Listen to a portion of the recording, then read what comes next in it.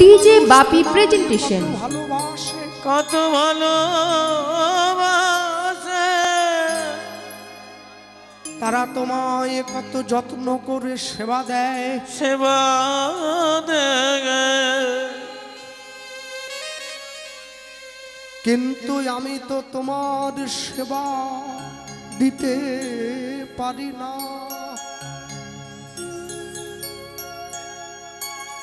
জানো, আমি যখন ছোট ছিলাম আমার এই মনটা আমার বাবা আমাকে দিয়েছিলাম। যখন তারা আমায় বকেছে আমি তাদের জন্য একটু কেঁদেছি। আমি যখন বড় হয়েছি স্কুল কলেজে গিয়েছি আমার এই মনটা আমার বন্ধু বান্ধবীকে দিয়েছি। যখন তারা আমায় দুঃখ দিয়েছে আমি তাদের জন্য কেঁদেছি। যেদিন আমার বিয়ে হয়ে যাবে, সংসারে আমার সুন্দরী স্ত্রী আসবে, আমার মনের ভালোবাসার ভাগ আমি তাকে দেব, এখন সে আমায় দুঃখ দেবে, আমি তার জন্য কাঁদবো। আমি যেদিনকে আমার ছেলে মেয়েকে জন্ম হবে আমি এই ভালোবাসার ভাগ আমার ছেলে মেয়েকে দেবো।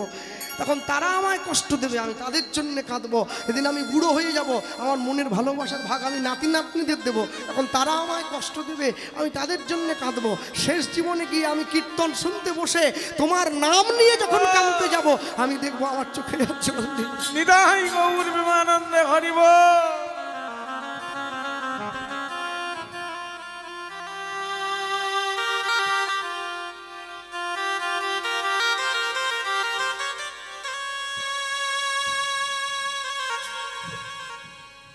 এই দুটো চোখের জল আমি পুরো সংসারকে ভাগ করে দিলাম, কিন্তু শেষ জীবনে আমি যখন তোমার নাম শুনতে গিয়ে বসবো তোমার জন্য কাঁদতে গিয়ে দেখি আমার চোখে আর জল নেই। তা তুমি তো আমার কাছে গাড়ি বাড়ি কিছু চাওনি, বিষয় সম্পত্তি কিচ্ছু চাওনি, উল্টে আমাকে সব দিলে। আর উল্টে যদি সব দিলে তাহলে তুমি অন্তত তোমার জন্য আমাকে একটু কাঁদিয়ে নিতে পারতে। যার জন্য তো যারা কৃষ্ণ ভক্ত হয়, যারা গোবিন্দকে ভালোবাসে, ভগবান তাদেরকে দুঃখ দেয়, কষ্ট দেয়, যাতে তারা ভগবানের জন্য কাঁদে। মানুষের জন্য কাঁদলে মানুষ তোমার থেকে দূরে যাবে, ভগবানের জন্য কাঁদলে ভগবানকে তুমি নিকটে পাবে।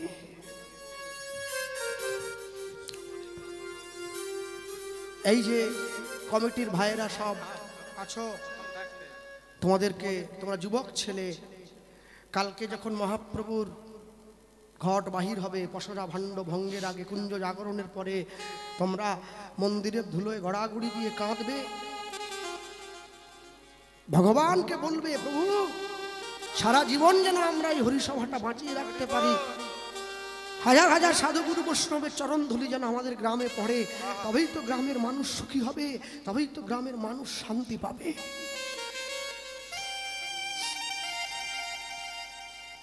আগামীকালকে প্রত্যেকে নিরামিষ খাবে তোমরা, হরিনামে যারা ব্রতী হয়েছ, কেউ কোনো নেশার জিনিসে হাত দেবে না। আমি শুরুতে বলেছিলাম সবসময় ভগবানের নাম শুনে নাচতে যাবেন না, হাসতে যাবেন না, মাঝে মাঝে কাঁদার জন্য যাবেন। আর নাম শুনে যদি কাঁদতে পারেন, যেদিনকে কাঁদতে পারবেন সেদিন জানবেন জীবন ধন্য হয়েছে। নিতাই গৌর প্রেমানন্দে হরি বল, হরি বল। ভক্তমণ্ডলী, ভক্তিমতী মায়েরা রাধারানী সখীদের কাছে বলছে, সখী সেই রূপের মানুষটাকে দেখে এসে আমি ঘরে থাকতেও পারি না, আমি ঘরের বাইরেও যেতে পারি না, এখন তোরা বল আমি কি করি। আর যেই এ কথা বলেছে তখন সঙ্গে সঙ্গে সখীরা বলছে, সখীরে আমি পেখলু ঘাটের কুলে, ঘাটে ঘাটের কুলে কুলে, না না না না, আমি কেন গেলাম যমুনার জলে, আমি কেন যমুনা কুলে, নন্দের নন্দন চাঁদ, এইবারে আসল কথাটা বলছে, ও যে পাতিয়া রূপের ফাল, অগনন্দনে নন্দের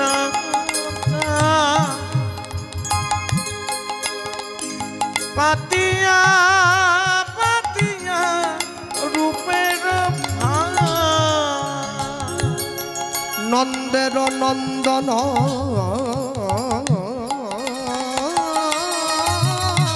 চাঁদ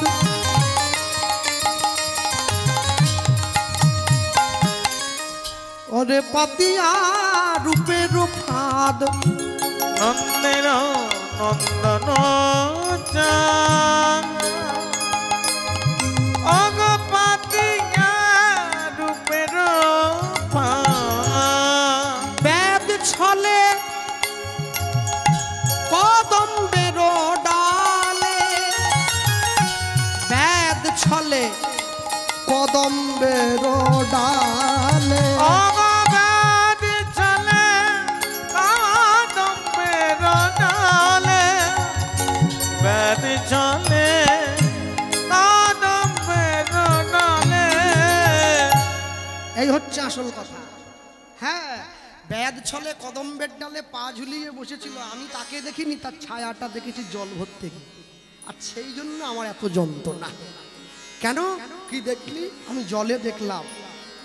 কি তার হাস্য অতি সুধাচার, কি তার হাস্য অতি সুধা, কি তার হাস্য অতি সুধাচার অনুধ্বনি, কি তার হাস্য অতি সুধাচার, কি তার হাস্য অতি সুধাচার অন্ধ ছটায় একাকার, অন্ধ ছটায় একাকার, অন্ধ ছটায় একাকার। এবার মন মৃগী হেন কালে পড়িল রূপের জালে, মন মৃগী হেন কালে পড়িল রূপের জালে। এতক্ষণ পরে আমি তার চরণ ধরা দিলাম, আর দিয়ে শূন্য দেহ শুধু পিঞ্জর রহিল, অগ শূন্য দেহ শুধু পিঞ্জর রহিল। আমার মন বুঝি নাই বাবনে, মনে বুঝি নাই বাবনে, মন বসিল শ্যামে মনের মাঝখানে, মনে বুঝি নাই কমনে, ওরে মন বসিল মনের মাঝখানে, মনে বুঝি নাই কমনে। এইবার তুলনা দিচ্ছে। কি তুলনা? আমি রাজার মেয়ে, জানিস তো, বৃষভানু রাজনন্দিনী মহারানী, রাজার মেয়ে। লজ্জা ছিল হেমাগার, গুরু গৌরব সিংহদার, ধর্মের কপাট ছিল তাই, অগধর্মের কপাট ছিল তার। নারীর লজ্জা হচ্ছে তার ভূষণ, তাই তো। হেম মানে কি বলুন? হেম মানে সোনা, আগার মানে ঘর, লজ্জা ছিল হেমাগার। জানিস সখী, আমি তো রাজার মেয়ে, আমার লজ্জাটা সোনার ঘরের মধ্যে বন্ধ করা ছিল। যারা বৃন্দাবনে গিয়ে বর্ষানায় যদি রাধারান বাপের বাড়ি গেলে দেখবেন মাটি থেকে 256টা সিঁড়ি পেরিয়ে তার ঘরে ঢুকতে হয়। সূর্যদেব পর্যন্ত আমার মুখ দেখেনি। লজ্জা ছিল হেমাগার, অগলজ্জা ছিল প্রেমাগার, গুরু গৌরব সিংহদার, ধর্মের কপাট ছিল তাই, অগধর্মের কপাট ছিল তার। বংশীরব বজ্রাঘাতে অকস্মাৎ পড়িল মাঠে, সমভূমি করিল আমার, অগসমভূমি নিতাই গৌর হরি বল, করিল আমার। আমার নিজের বলতে কিছু আর রইল না রে, নিজের বলতে কিছু আর রইল না, আমি সব তার চরণে দিলাম, আমার নিজের বলতে কিছু রইল না। এখন শুধু অবলা হয়ে বেঁচে রইল বলি আমার আমার আর কি বা রইল, নিজের কিছু রইল না গো। বলি সখী তোরা আমায় উপায় বলে, আমার নিজের কিছু রইল না গো। বলি বল বল তোরা মোরে উপায় বলে, আমার নিজের কিছু রইল না গো। আমি কেমন করে কৃষ্ণ পাবো, নিজের কিছু রইল না গো। আমি কেমন করে কৃষ্ণ পাবো, নিজের কিছু রইল না গো। আমাদের কৃষ্ণ নিজের কিছু রইল না গো। নিজের কিছু রইল না গো। নিজের কিছু রইল না গো। এবার ধৈর্যশালে মত্ত হাতি বাধা ছিল দিবারাতি, ক্ষিপ্ত কইল কটাক্ষ অঙ্কুশে।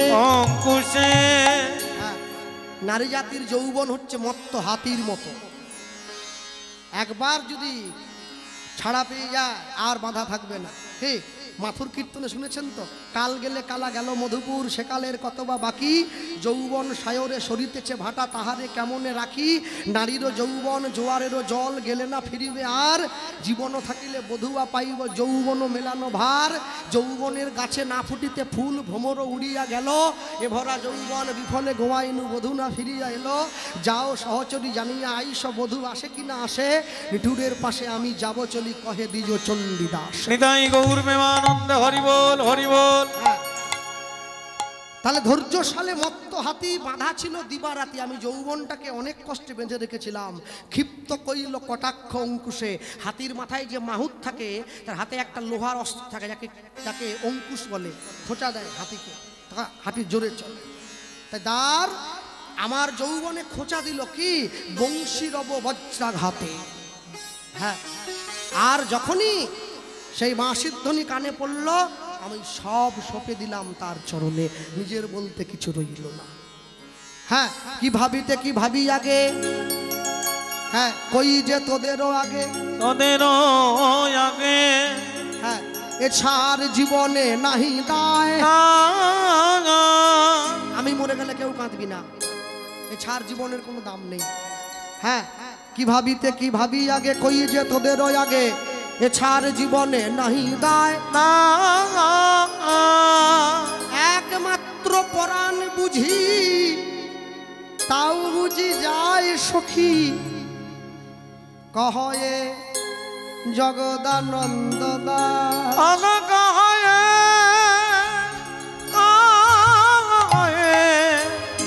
জগদানন্দ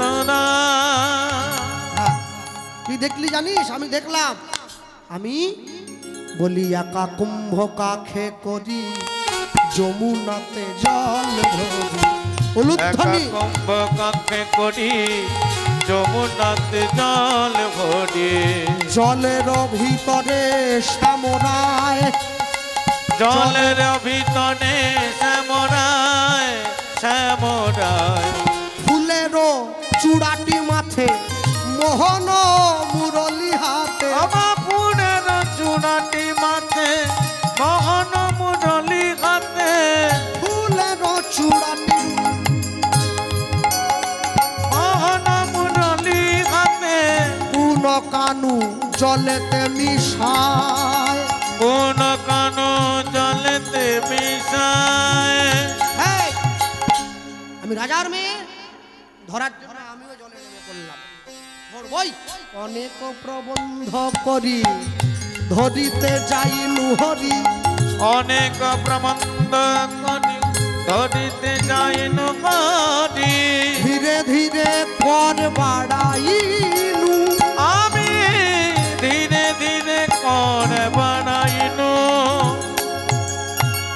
কর বাড়াইয়া যাই আর না দেখিতে পাই, কর বাড়াইয়া যায় আর না দেখিতে পাই, জলে পড়ে হাবুডুবু খাইনু, নিতাই জলে গড়ে হাবুডুবু খাইনু, অকিনে জলে পড়ে হাবুডুবু খাইনু, ঢেউ মোর হইল কাল না পাইনু নন্দলাল, ঢেউ মোর হইল কাল না পাইল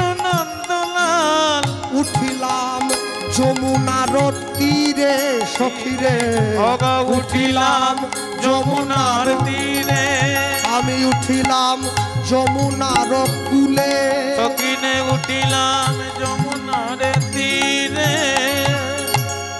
এবার জ্ঞান দর্শতে কয় শোনো রাধে জ্ঞান দর্শতে কয় তুমি বড়ই সে সুধাময় জ্ঞান দাসেতে কয় বড়ই সুধাময় শ্যাম ছিল কদম্বের ডালে উলুধ্বনি হরি বল। শ্যাম ছিল কদম্বের ডালে সখিরে শ্যাম ছিল কদম্বের ডালে শ্যাম ছিল কদম্বের ডালে বুঝিতে নারিলে মায়া জলে ছিল অঙ্গ ছায়া শ্যাম ছিল কদম্বের ডালে কদম্বের ডালে ডালে ছিল তো তুমি জলে পড়েছ হাবুডুবু খেয়েছ আর যেই বসেছে রাধারানী বলছে এবার আক্ষেপ করছে রূপের পরে আক্ষেপ তারপর রাস ভজন গাইবো বিশ্রাম করবো দল পাঠাবো ওকে সুন্দর চলো আমি বলতে গিয়ে বলবো কি বলবো জানো আমি বলবো অল্প বয়স মোর শ্যাম রসে জর জর অল্প বয়স বয়স মন শ্যাম প্রেমে জন জন অগনা জানি কি আছে পরিণাম অগনা জানি কি আছে পরিণাম হ্যাঁ আর অল্প বয়স আমি জানি না কৃষ্ণকে ভালোবেসে কত কষ্ট করতে হয় আর এই সখীদের সঙ্গে যখনই বলল সখীদের কাছে বসে সখী সঙ্গে রূপের কথা কইতেছিল বসি হানো কালে বৃন্দাবনে বৃন্দাবনে বাজলো শ্যামের বাঁশি বাজলো শ্যামের বাঁশি ললিতারে কহে রাই শোনো বল শীতে শীতে কেন বুঝি বাজে বাঁশি মোর মন আচম্বিতে মন চম্বিতে বেজে উঠলো বাঁশি অভিসারে যাবে তারপর রাস আচ্ছা একটা কথা বলে দেই ইউটিউব ভাই তোমরা যারা এসেছো এই দুজন কোথায় এই দুজন ভাই কোথায়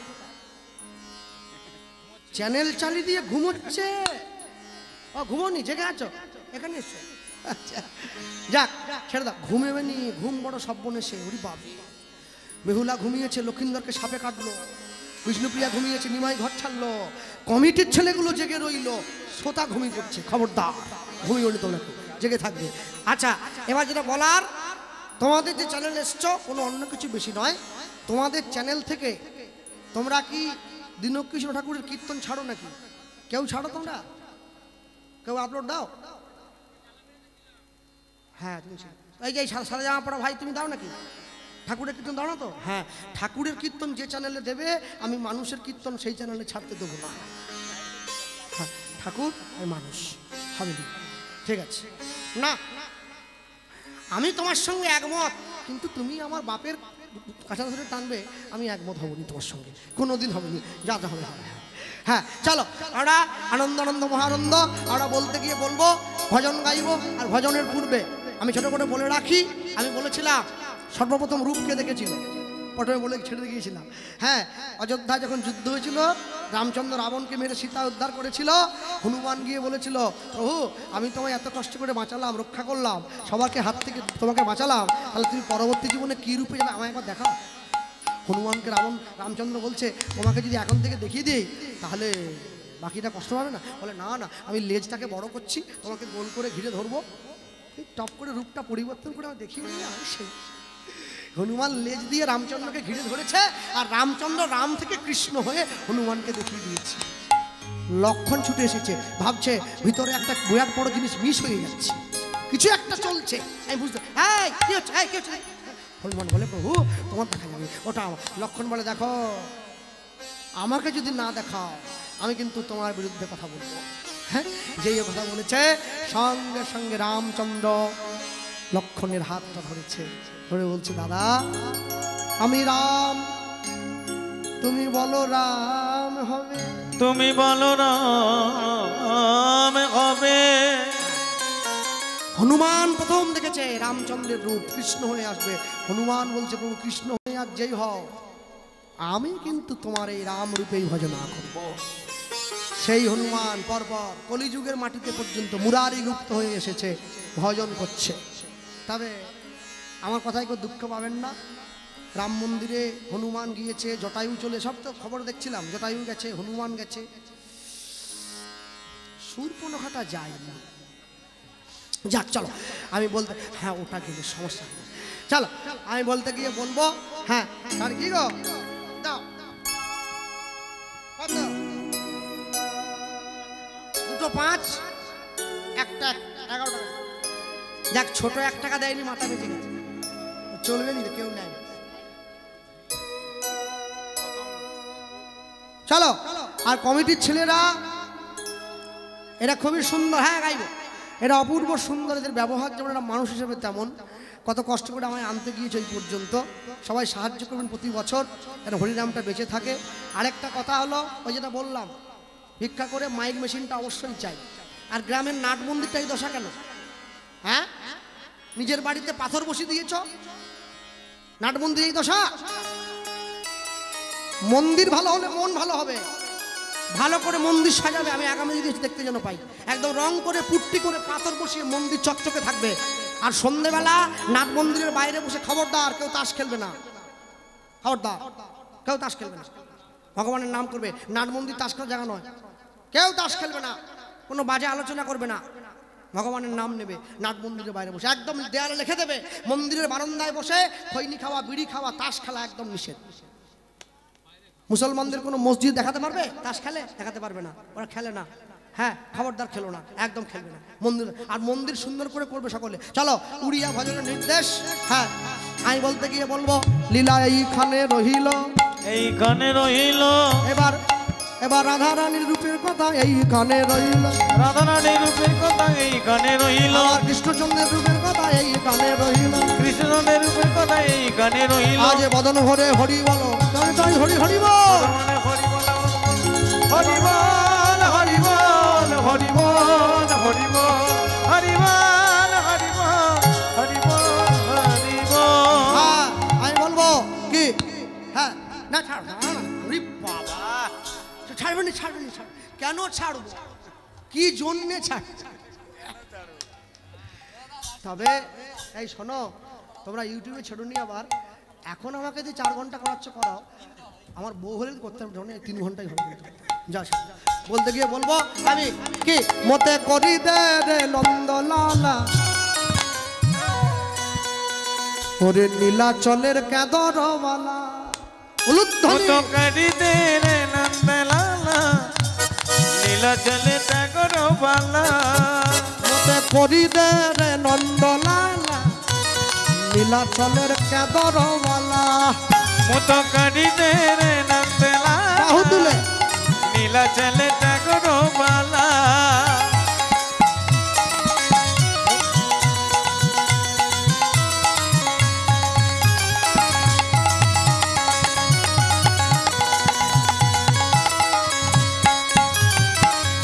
আরেকটা কথা, এই যে মাইক সাউন্ডটা দিয়েছে, ওই নামটাও যেমন সাউন্ডটাও তেমন।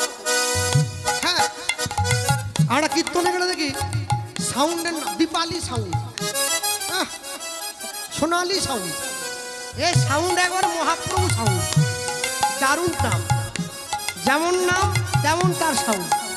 ওকে আশীর্বাদ করবেন সবাই, সারা জীবন তো শুধু আওয়াজ দিয়ে যাচ্ছে, জীবনের ঠিক সময় যেন তার ডাকটা কানে পৌঁছে। নিতাই গৌর হরিব।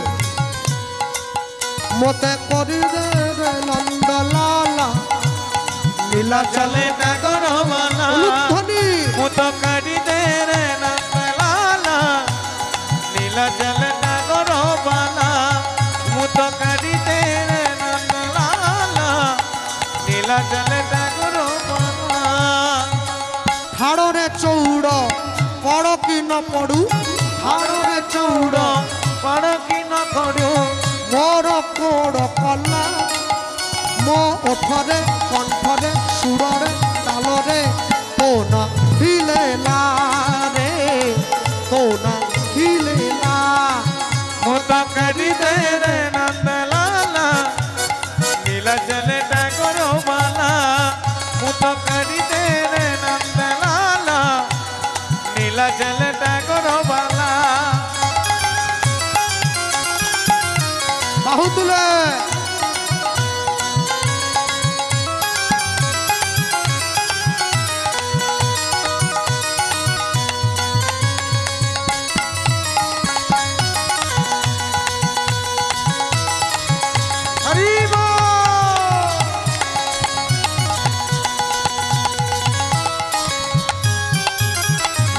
নরেন্দ্রে স্নান করি বিধিব তিড়ক চিতা লাউ থড়কে দর ধরি ধরি বজৈব মোহে কধিতা নরেন্দ্রে স্নান করি ধরি বিধিব তিড়ক চিতা লাউ থড়কে দর ধরি ধরি বজৈব মোহে কধিতা খাড়রে চৌড় পড়কি নাম খাড়রে চৌড় পড়কি ন করু মোর কোর কলা মো ওঠরে কণ্ঠরে সুররে তালরে তো না ছিলে না রে তো না ছিলে না মুত করি দে রে নন্দলালা নীলা জল ডাগর বালা হরি হরি বল মুত করি দে রে নন্দলালা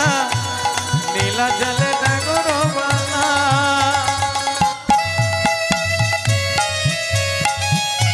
বাহু তুলে তালি দিয়ে গাও আনন্দ আনন্দ মহানন্দ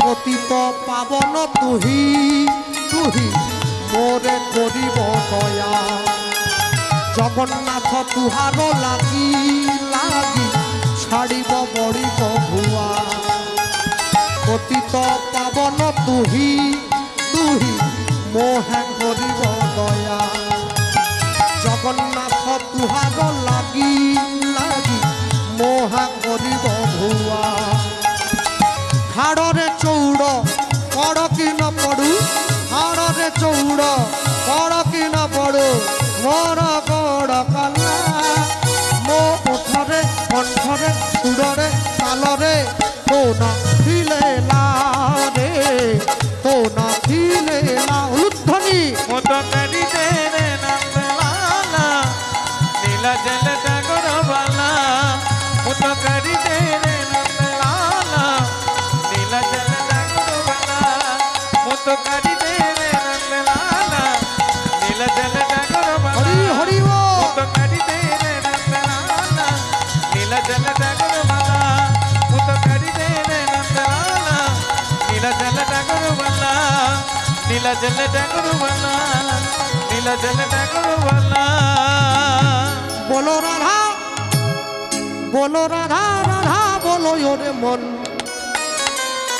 মন যাবি মধুর বৃন্দাবন আস্তে আস্তে। বলো রাধা এ উঠো না বসো বসো বসো বসো রাসলীলা কীর্তন আছে পালিয়ে গেলে হবে না বসো বসো বলো রাধা বলো রাধা বলো রাধা রাধা বলো ওরে মন মন যাবি মধুর বৃন্দাবন বলো রাধা বলো রাধা বলো রাধা রাধা বলো বলে মন যদি যাবি মধুর বৃন্দাবন বলো রাধা বলো রাধা বলো রাধা রাধা বলো বলে মন যদি রাধে যাবি রাধে বৃন্দাবন বলে যাবি মধুর বৃন্দাবন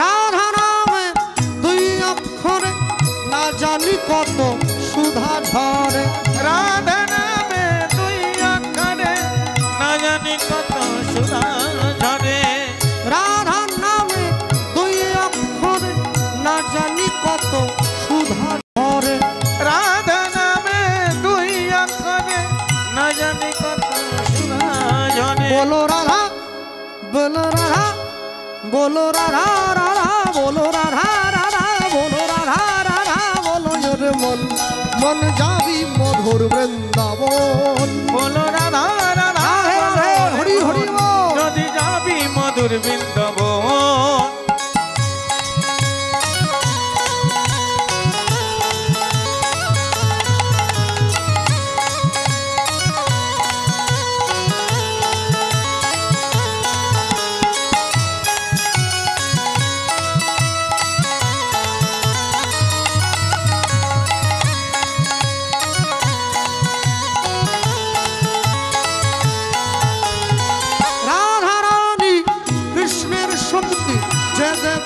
মোদের কৃষ্ণ ভক্তি। রাধা রানী কৃষ্ণের শক্তি যে দেবে মনে কৃষ্ণকে ভক্তি। রাধা রানী কৃষ্ণের শক্তি যে দেবে মোদের কৃষ্ণ ভক্তি। রাধা রানী কৃষ্ণের শক্তি যে দেবে মনে কৃষ্ণের ভক্তি। বলো রাধা, বলো রাধা